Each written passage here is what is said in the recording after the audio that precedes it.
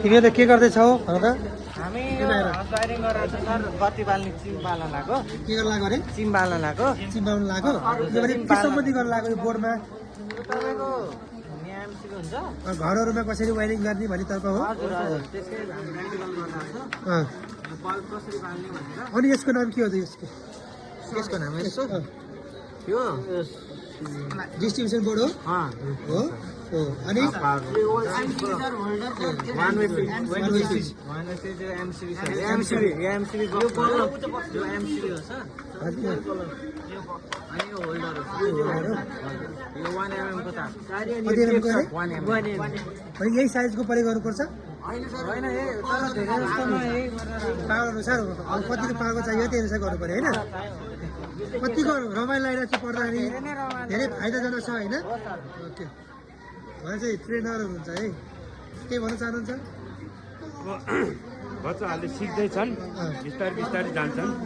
एकैचोटि त कहाँ जानिन्छ र सर? बिता सिक्दैछन् यिनीहरूले? सिक्दैछन्। पहिला थ्योरिटिकल क्लास भइसक्यो, सबै भयो? थ्योरी क्लास सक्यो सर। अब आजबाट प्र्याक्टिकल सुरु हुँदैछ। आज चाहिँ 1 ग्याङबाट एउटा बत्ती मात्रै बाल्ने सिकाउँदैछु सर। हजुर। अब भोलि पर्सि चाहिँ 2A सिकाउँदैछु। प्र्याक्टिकल चाहिँ 2A हुन्छ। 2A हुन्छ।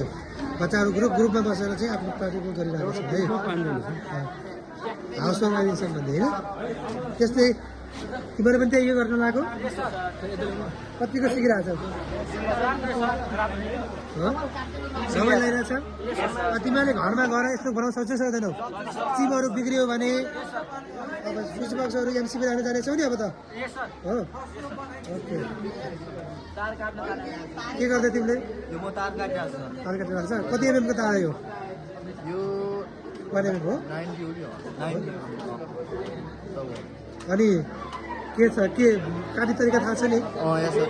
यसको नाम के होला? यसको नाम यो तार कटर हो। तार कटर होइन, wire cutter. Wire cutter wire cutter. अनि ठिक छ। अनि कस्तो लागिरहेको छ यो? एकदम रमाइलो रमाइरहेको छ, सिकिरहेको छौ होइन? सबै माध्यमिक विद्यालयमा पढ्दा कस्तो लागिरहेको छ? एकदम खुसी लागिरहेको छ एकदम। अब बोर्डिङ स्कुलमा भन्दा अहिले सरकारी स्कुलमा महानगरपालिकाले धेरै गरिरहेछ।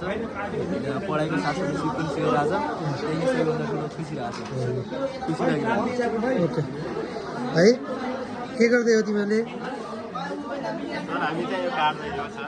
काट्दै हो? अनि यो के गर्दै, यो संरचना के बनाएको हो? यो के सर्किट हो? यसको सर्किट कुन सर्किट होला? यो घाँस घरमा कसरी चाहिँ विद्युत जलन गर्ने एउटा स्याम्पल होइन? स्याम्पल हो।